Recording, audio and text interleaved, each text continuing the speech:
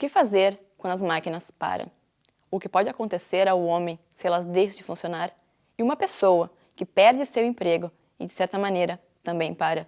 O que pode acontecer em consequência disso?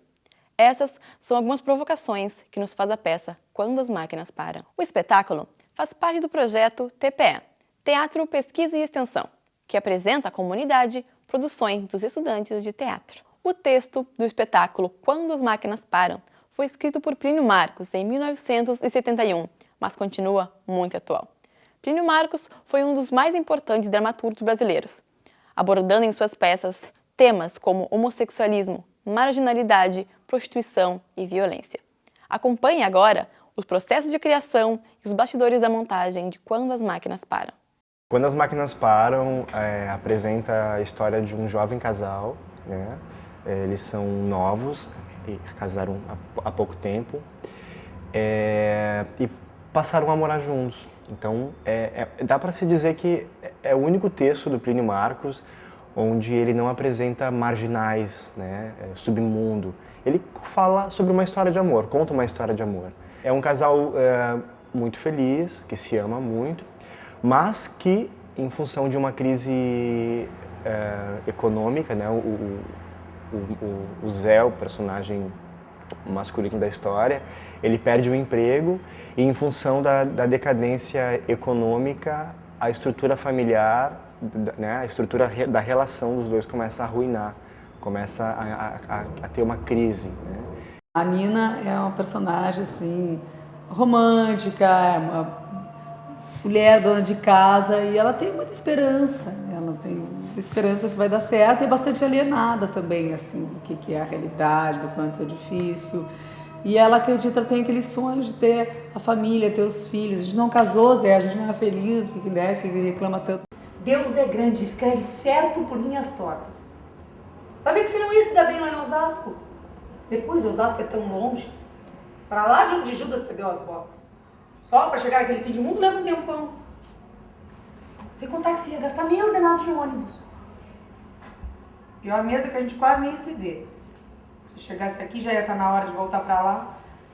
Eu faço o Zé, que é um operário de chão de fábrica, um metalúrgico que está vivendo, até pela datação do texto, ele está vivendo uma situação da época, que é a crise do ABC paulista, né, que é a crise econômica instaurada principalmente naquele setor das indústrias metalúrgicas, onde havia um número de demissões absurdo e as pessoas que acabavam se mudando para aquela região em função do trabalho, assim que elas eram demitidas, toda a estrutura da família, a estrutura de casa, tudo desaba.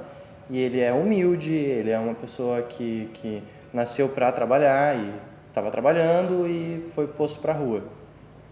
E tudo que ele tem é o trabalho dele. Então, a partir de agora, ele não tem nada. Todo mundo sabe que você está desempregado. Ninguém tem nada para nossa vida. Mas eles falam. Deixa eu falar, não sou o único que tá parado aqui nesse bairro. Mas ninguém tá jogando bola com a molecada na rua.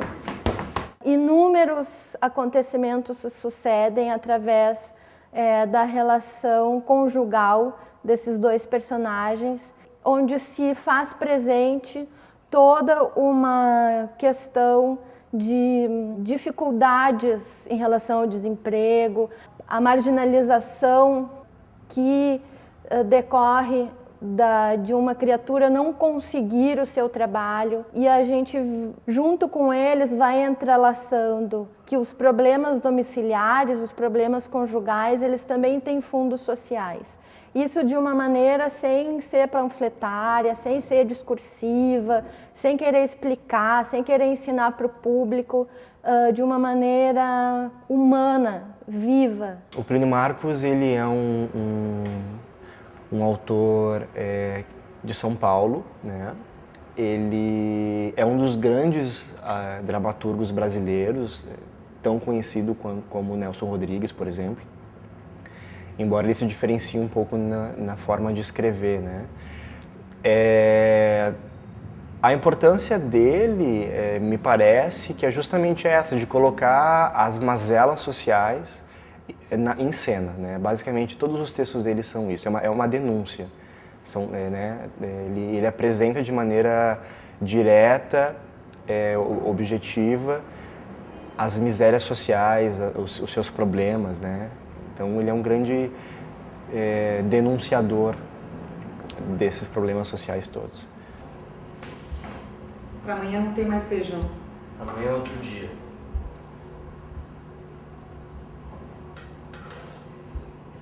Seu Antônio da Venda não fia mais para nós. Eu já ouvi isso 1000 vezes. O dinheiro da indenização terminou. Aquela coreografia que não te paga, hein? Amanhã eu vou na casa da Granfina. Só aperta aquela vaca, ela tem que pagar. O texto ele foi escrito em 67. Quer dizer, é um período onde o Brasil vive uma ditadura militar.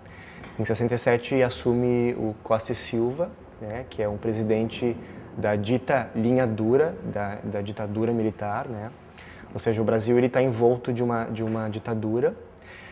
Então a peça, ela de alguma forma traz isso também, né, impregnado no que está acontecendo, né?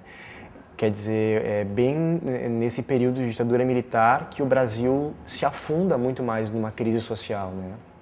E é essa crise social que o Plínio Marcos está tratando aqui no espetáculo. Tudo isso vem à tona na dramaturgia do Plínio Marcos em função daquilo que ele via que era importante ser dito para as pessoas da época, para os políticos da época, e que é uma impressão forte para o teatro à medida que isso se faz importante em função do panorama histórico que tem.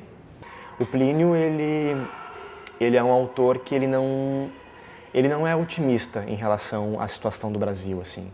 Ele dizia que o Brasil não muda em relação às suas mazelas sociais, então por isso que o texto dele é sempre atual.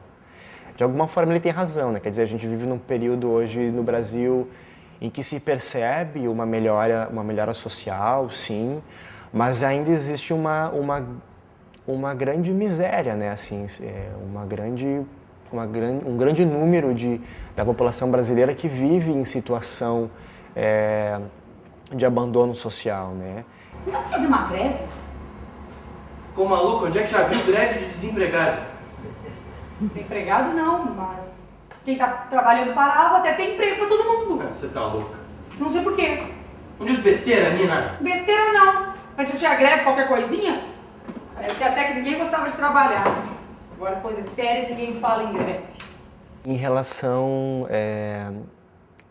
à estética do espetáculo, a gente utilizou alguns filmes como referência do Lars von Trier. Principalmente o Dogville e o Manderley. Por quê? Porque são filmes que ele trabalha com esse realismo sugerido, né?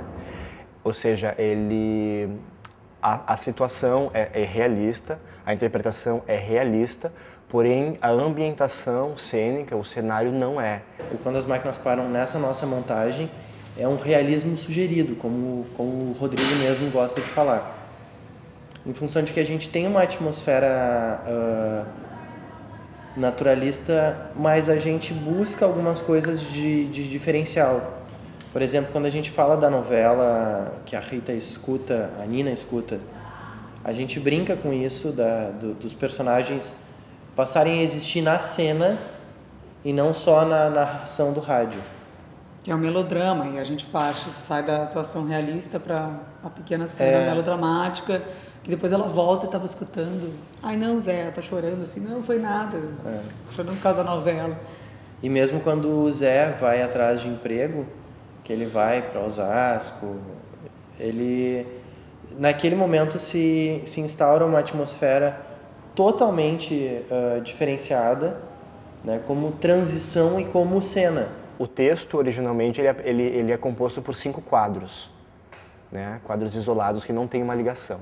O que eu fiz foi ligar esses quadros por situações onde há uma quebra desse realismo.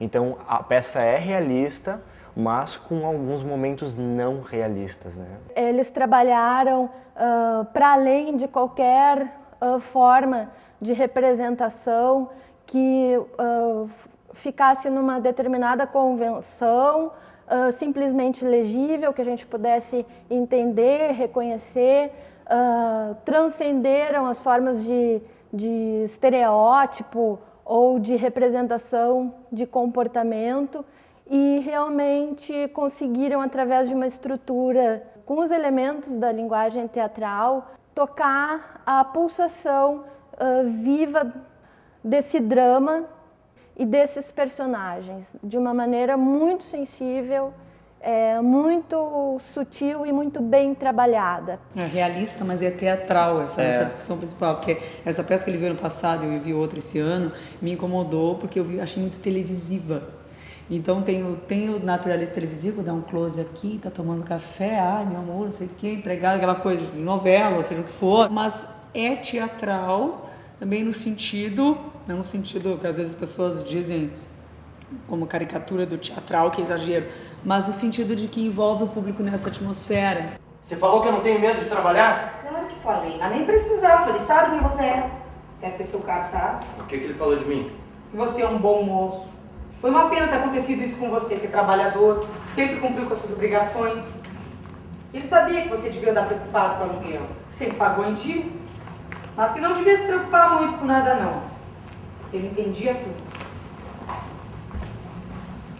Bom, mas até que esse Raul é bem bacana, hein? Poxa, cara legal. Palavra que eu já achar um sujeito que compreende o cara que tá devendo não é sopa. Todo mundo acha que a gente não paga porque não quer.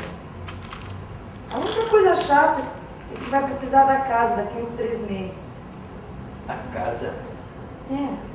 Vai casar a filha dele. Ele vai mudar pra cá pra deixar a casa que ele tá pra ela. E nós? Ele falou pra gente não se preocupar. Que o último caso ajuda a gente, dá um dinheiro pra mudança. Filho da puta, nojento, enganador!